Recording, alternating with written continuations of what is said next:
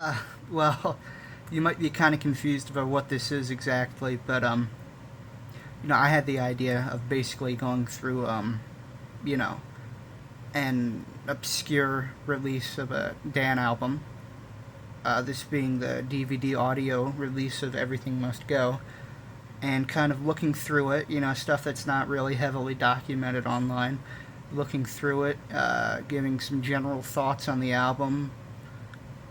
Yeah, that's kind of it. But yeah, today we have the DVD audio release of Everything Must Go. Their 2003 album. Um, a lot of people don't. A lot of people don't like this one for some reason.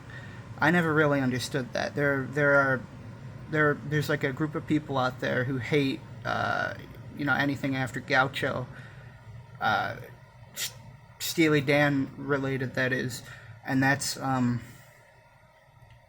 they hate what's called the reunion albums, which is really only like two albums. It's Two Against Nature and Everything Must Go. I guess you could kind of include Alive in America in there, but I don't really even count that as a part of their main discography. I really count it more as a live album, and even then, most of the tracks on there aren't even like purely live. They're overdubbed in the studio as well. So yeah, my my whole setup here. I have to kind of lean over to open this. But yeah, there's the DVD. It's basically, if you don't know what DVD audio is, in the early 2000s, like really only a couple years after DVD came out, they kind of came up with a format. Obviously it's called DVD audio, but you would just stick it in your DVD player, or a special DVD audio player, and it would have 5.1 surround sound audio. And if you had like a specific DVD audio player as well, you could get uh, audio that was higher quality than a normal CD. So this is a pretty beat up copy. I got it for $20 on eBay. It was a really good deal, to be honest. But it's like cracked and there's scratches on the case. But the disc plays perfectly fine, so I'm not really that bummed out about it. But if you look on the back here, you can see a little chart telling you exactly what should be compatible with the device you have. So you can see there it says Dolby Digital and DTS 5.1 surround sound. That'll work on all DVD players. And below that, there's stereo advanced resolution and surround sound advanced resolution. And those will only work on specific DVD audio players. Or if you have a computer with an optical drive and like FooBar 2000, you can download a plugin for that. And then under that, there's a photo gallery, which I checked that out. It's just a bunch of compressed photos that you can flip through on your DVD player. It's not that interesting. And there's Steely Dan Confessions, which I'm sure many of you have seen. This is the shortened version. This is the promotional version. For some reason, they didn't put the full version of Confessions on this disc. So because it's the promotional version, which is chopped down to like 13 minutes, at the end of it, it'll actually say like, Steely Dan, Everything Must Go, releasing June 10th. And it's kind of funny that that's on this album, which came out like on that day. So yeah, you got the kind of stretched artwork on the front. You just expanded a little. They just added a little bit of black at the bottom of the cover, and a little text box. This is 5.1 surround sound above it. So if we actually open this up, you saw this before. This is the disc. It's actually a really nice design on the disc.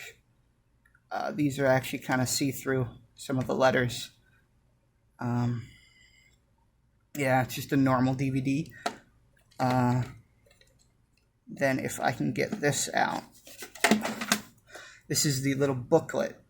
Obviously, it's not going to be much different from what you would get in a normal CD or anything else you would buy audio physically.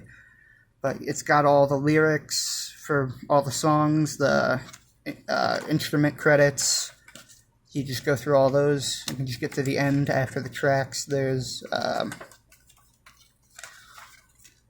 and then there's just a bunch of general credits for horns arranged, mastering, photography. Now, there's not really much I can show you apart from that, but I just want to talk a little bit about this album and kind of how I feel about it. I know I went a little bit into that earlier. But yeah, this is their second reunion album, released in 2003. It kind of touches on themes of just growing old. That's what most of the tracks are about. And I was thinking about this earlier. I can't really think of a theme for the tracks on Two Against Nature. I mean, sure, you have a little bit of that, growing old, just songs about being someone who's past their prime, But on Two Against Nature, a lot of the tracks don't really seem to fit the same idea, On here, they all kind of have a similar sound. A lot more mellow, really.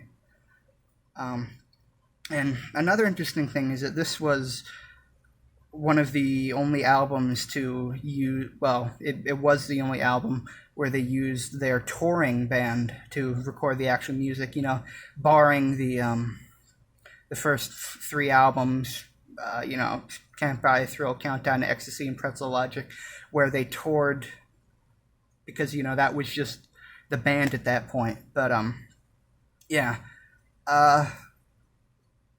In some ways, it kind of feels like they were a little bit burnt out at this point, and I feel like they stopped before they got completely burnt out. But maybe they just were a little bit bummed because for Two Against Nature, it was their first album in 20 years. They got a lot of publicity. There was a lot of advertisements. There was appearances on TV. But 3 years later, when Everything Must Go came out, you didn't really get a lot of that. There were a couple radio interviews, maybe one appearance on TV, and Steely Dan Confessions, which, as far as I can tell, was only actually included when you bought the album. So it's not really a promotional thing. But yeah, I really like this album. Like I said, a lot of the tracks have a more mellow feel, really relaxing, very post Asia feel. Well, not really relaxing, but more relaxed. The Last Mall, a song about a post-apocalyptic mall. It's kind of out there. Things I Miss the Most, a solid dance song, and a song that they used to play a lot live. Blues Beach, I don't want to say underrated, but a kind of underappreciated track in my opinion. It's got a very swinging feel.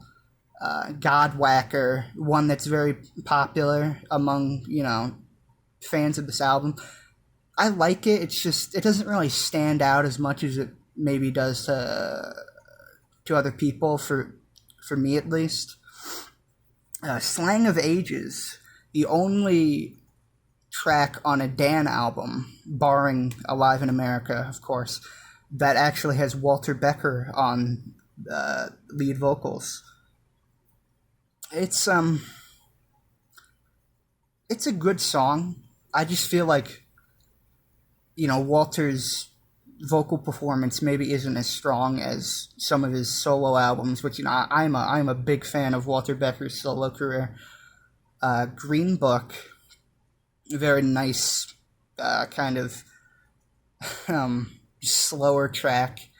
I've heard some criticism of Green Book, saying, it doesn't feel like it goes anywhere, or, it's boring.